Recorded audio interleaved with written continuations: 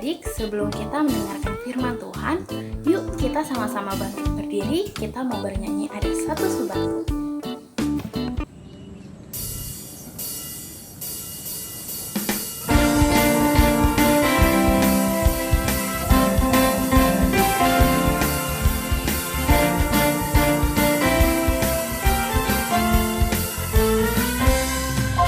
Ada satu sobatku yang setia,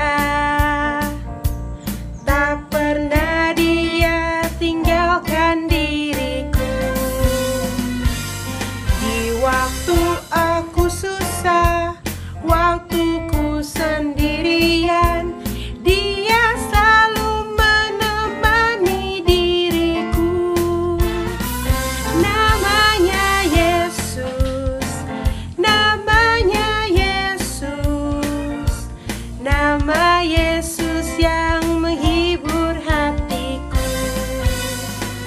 Namanya Yesus, namanya Yesus, nama Yesus yang menghibur hatiku. Ada satu sobatku yang setia, tak pernah dia tinggalkan diriku. Di waktu aku susah, waktu ku sendirian, dia selalu menemani diriku. Namanya Yesus, namanya Yesus, nama Yesus yang menghibur hatiku. Namanya Yesus, namanya Yesus, nama Yesus yang menghibur hatiku. Adik-adik, sebelum mendengarkan cerita, kita berdoa dulu ya. Lipat tangan, tutup matanya, kita bersatu dalam doa. Tuhan Yesus yang bertahta di dalam kerajaan surga, terima kasih Tuhan untuk kasih setiamu yang boleh menyertai kami sampai pada hari ini. Tuhan Yesus, sebentar lagi kami mau mendengarkan cerita firman-Mu. Tuhan Yesus yang boleh membimbing kami, Tuhan Yesus yang boleh menyertai kami, sehingga kami boleh mendengarkan cerita dengan baik. Kami juga boleh mengerti akan setiap cerita firman Tuhan yang kami dengar hari ini. Tuhan juga yang boleh menolong kami untuk kami boleh melakukannya setelah kami mendengarkan firman Tuhan. Terima kasih Tuhan Yesus. Berkati juga Kakak Bella yang akan bercerita, sehingga Kakak Bella boleh menyampaikan apa yang Tuhan inginkan kepada kami. Terima kasih Tuhan Yesus. Di dalam nama Tuhan Yesus Kristus kami berdoa dan mengucap syukur. Amin. Sekarang kakak mau ajak adik-adik untuk ambil Alkitabnya, siapkan Alkitab dan hati kita untuk mendengarkan firman Tuhan. Buat adik-adik yang belum bisa membaca, boleh didengarkan aja ya. Daniel 3 ayat 24-30. Kemudian terkejutlah Raja Nebukadnezar, lalu bangun dengan segera. Berkatalah ia kepada para menterinya, "Bukankah 3 orang yang telah kita campakkan dengan terikat ke dalam api itu?" Jawab mereka kepada raja, "Benar ya Raja," katanya. "Tetapi ada 4 orang yang kulihat berjalan-jalan dengan bebas di tengah-tengah api itu. Mereka tidak terluka, dan yang keempat itu rupanya seperti anak dewa." Lalu Nebukadnezar mendekati pintu perapian yang bernyala-nyala itu. Berkatalah ia, "Sadrak, Mesak, dan Abednego, hamba-hamba Allah yang maha tinggi, keluarlah dan datanglah kemari." Lalu keluarlah Sadrak, Mesak, dan Abednego dari api itu. Dan para wakil raja, para penguasa, para bupati, dan para menteri raja datang berkumpul. Mereka melihat bahwa tubuh orang-orang ini tidak mempan oleh api itu, bahwa rambut di kepala mereka tidak hangus, jubah mereka tidak berubah apa-apa, bahkan bau kebakaran pun tidak ada pada mereka. Berkatalah Nebukadnezar, "Terpujilah Allahnya Sadrak, Mesak, dan Abednego. Ia telah mengutus malaikatnya dan melepaskan hamba-hambanya, yang telah menaruh percaya kepadanya dan melanggar titah raja, dan yang menyerahkan tubuh mereka karena mereka tidak mau memuja dan menyembah Allah manapun kecuali Allah mereka. Sebab itu aku mengeluarkan perintah bahwa setiap orang dari bangsa, suku bangsa, atau bahasa manapun Ia yang mengucapkan penghinaan terhadap Allahnya Sadrak, Mesak, dan Abednego akan dipenggal-penggal dan rumahnya akan dirobohkan menjadi timbunan puing, karena tidak ada Allah lain yang dapat melepaskan secara demikian itu. Lalu raja memberikan kedudukan tinggi kepada Sadrak, Mesak, dan Abednego di wilayah Babel. Halo adik-adik, pada hari Minggu ini kakak ingin bercerita mengenai Sadrak, Mesak, dan Abednego. Siapa dari adik-adik yang masih ingat mengenai ketiga tokoh tersebut? Tapi sebelum kakak bercerita, kakak mau nunjukin satu video untuk adik-adik. Jangan lupa disimak dengan baik-baik ya videonya. Jika kita menolak melakukan yang salah. Pernahkah seseorang menyuruh kamu melakukan yang salah? Apa yang kamu lakukan? Sadrak, Mesak, dan Abednego disuruh melakukan yang salah juga.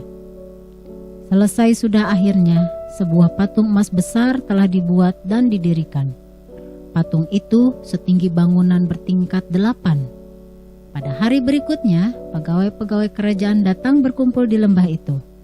Mereka ingin melihat patung emas itu. Para pegawai itu melihat juga tempat perapian dibangun dekat dengan patung itu. Para pengawal membuat api yang besar di dalam perapian itu. Mengapa mereka membuat hal itu? Orang-orang saling berbisik. Akhirnya, berdirilah seorang laki-laki di hadapan kerumunan orang-orang itu. Dia berseru, "Dengarkan perintah raja. Jika musisi memainkan musiknya, kalian harus membungkuk dan menyembah pada patung emas itu. Jika ada yang tidak menuruti perintah ini, mereka akan dilemparkan ke dalam perapian itu." Lalu tiba-tiba berbunyilah musik. Setiap orang langsung membungkuk. Setiap orang kecuali Sadrak, Mesak, dan Abednego. Mereka tidak tunduk pada patung itu. Beberapa orang melihat mereka tidak menyembah, lalu cepat pergi pada raja. "Lihat," mereka berseru, "di sana 3 orang Ibrani itu tidak menyembah patung." Wajah Raja Nebukadnezar memerah menahan marah. "Bawa mereka kemari," dia memerintah. Para pengawal cepat membawa mereka. "Jadi kalian tidak mau tunduk menyembah patung emas itu?" Raja berseru pada ketiga orang Ibrani itu. "Aku akan memberikan satu kesempatan pada kalian. Sembah patung itu atau aku akan lempar kalian ke dalam perapian yang menyala-nyala itu. Siapa yang akan menolong engkau nanti?" Sadrak, Mesak, dan Abednego tetap berdiri kukuh. "Oh Raja," kata mereka, "Allah kami dapat menolong kami. Kami tidak akan menyembah patung itu." "Buat perapian lebih panas 7 kali lipat." Raja Nebukadnezar memerintah hal itu dengan sangat marah pada pengawalnya. Lalu para pengawal melemparkan Sadrak, Mesak, dan Abednego ke dalam api yang menyala itu. Raja Nebukadnezar memperhatikan api itu. Dia lalu loncat dan berseru, "Tidakkah kita melempar 3 orang ke dalam perapian itu? Aku melihat ada 4 orang, dan yang keempat kelihatannya seperti anak Allah." "Sadrak, Mesak, Abednego, keluarlah!" Raja memanggil mereka. Orang Ibrani itu melangkah keluar dari api itu. Orang-orang yang berkerumun sangat tidak mempercayai hal itu. Mereka tidak percaya. Sadrak, Mesak, dan Abednego tidak terbakar. Mereka tidak tercium bau asap sekalipun. Puji Tuhan, dari Sadrak, Mesak, dan Abednego, Raja berseru. Allah mereka menyelamatkan pelayannya dari api. Tidak ada yang dapat menyelamatkan umatnya seperti ini. Adik-adik, dari cerita yang kita lihat tadi, kira-kira apa ya intinya yang bisa kita dapat dari cerita Sadrak, Mesak, dan Abednego itu? Yang pertama adalah adik-adik harus selalu percaya dan setia kepada Tuhan Yesus, kapanpun dan dimanapun kita berada. Contohnya seperti Sadrak, Mesak, dan Abednego adik-adik, saat mereka disuruh oleh Raja Nebukadnezar untuk memuji patung emas yang dibuat pada saat itu, mereka menolak. Walaupun mereka harus masuk ke perapian, tetapi mereka menolak dan mereka percaya kepada Tuhan Yesus. Mereka tidak mau memuji patung lain ataupun orang lain selain Tuhan Yesus adik-adik. Nah, contohnya seperti apa sih pada zaman sekarang adik-adik? Yang pertama bisa kita lihat di sini, adik-adik sering banget keasikan main game Jadi adik-adik lupa kalau adik-adik harus berdoa, adik-adik harus ke gereja. Saat adik-adik lagi asik main game, mama suruh kita ke gereja. Lalu adik-adik menolak, adik-adik bilang, males lagi asik main game, gak mau, ntar aja berdoanya atau ntar aja ke gerejanya. Nah, tidak boleh seperti itu ya adik-adik. Kita harus mendahulukan Tuhan nomor 1 dan tetap setia kepada Tuhan dan tidak boleh memuji atau menyembah hal lain. Yang kedua adalah adik-adik tidak boleh takut atau harus berani dimanapun dan kapanpun juga, seperti Sadrak, Mesak, dan Abednego. Kenapa mereka berani masuk ke perapian itu saat dihukum oleh Raja Nebukadnezar?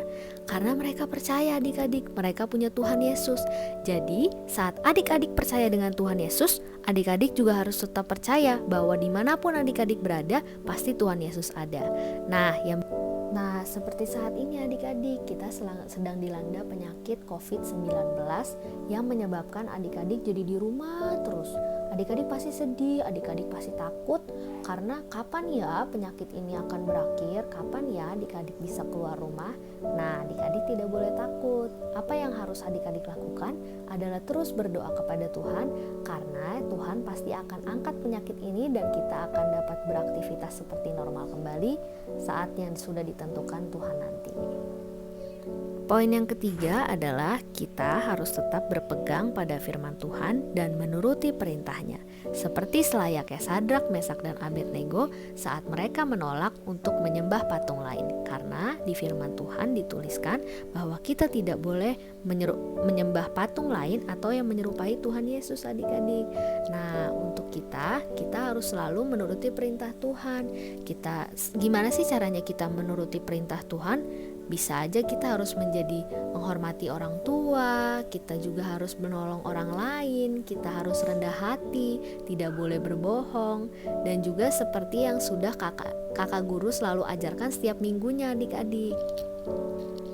Nah, jika adik-adik ingin seperti Sadrak, Mesak, dan Abednego, apa aja sih yang adik-adik harus lakukan? Seperti yang sudah kakak jelaskan tadi. Yang pertama, adik-adik harus selalu berdoa dan berserah kepada Tuhan, dan berperilaku sesuai dengan firman Tuhan. Lalu adik-adik harus selalu berani. Di sini siapa yang masih takut saat ditinggal di rumah sendirian? Nah, di keadaan kecil seperti itu, adik-adik juga harus berani bahwa adik-adik ada Tuhan Yesus yang selalu menemani.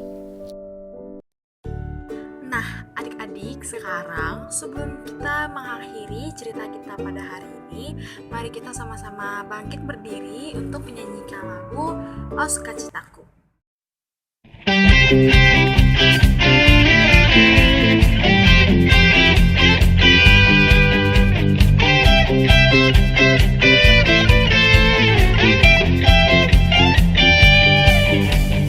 Oh, sukacitaku sejak ku jumpa Yesusku.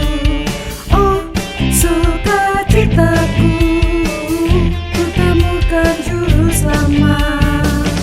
Dia mengasihi aku, bahkan mati bagiku.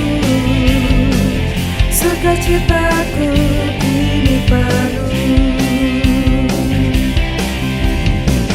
Padanya ku berharap, pada Yesus Allah yang hidup. Padanya ku berserah akan semua kehidupanku.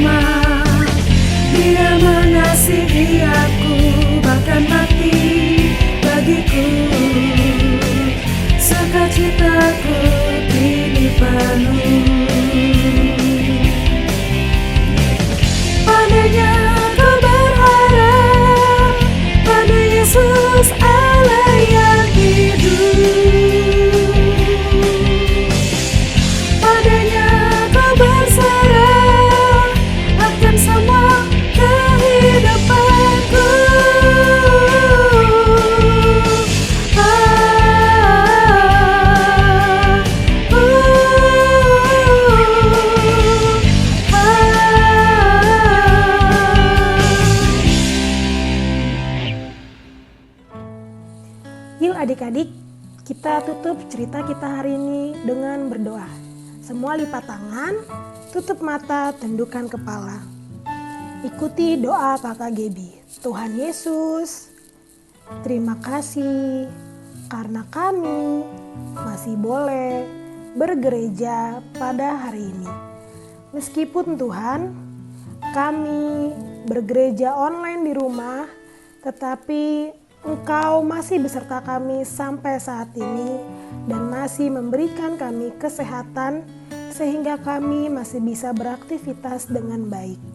Ya Tuhan, ajar kami Tuhan untuk menjadi Sadrak, Mesak, dan Abednego masa kini, dan ajar kami menjadi anak-anak yang setia terhadap Tuhan apapun yang terjadi. Tuhan, pakailah kami supaya menjadi alat berpanjangan tangan berkat Tuhan untuk orang lain. Terima kasih Tuhan Yesus. Dalam nama Tuhan Yesus kami berdoa dan mengucap syukur. Amin. Nah adik-adik, sekarang kita mau mendengar ayat hafalan ya. Yuk siapkan telinga kita buka baik-baik telinga kita dengar ayat hafalan. Nah adik-adik, saatnya Abang akan memberikan ayat hafalan untuk adik-adik hafalkan dan bisa diberikan kepada kakak guru minggu depan. Nah ayat hafalannya diambil dari mana sih Bang? Ayat hafalannya diambil dari Mazmur 118 ayat 29. Mazmur 118 ayat 29. Isinya, bersyukurlah kepada Tuhan sebab Ia baik, bahwasannya untuk selama-lamanya kasih setianya. Oke, bisa ya? Diulangi sekali lagi ya. Mazmur 118 ayat 29. Bersyukurlah kepada Tuhan sebab Ia baik, bahwasannya untuk selama-lamanya kasih setianya. Oke, adik-adik hafalkan dan minggu depan akan dites dan divideokan kasih ke kakak gurunya masing-masing. Terima kasih.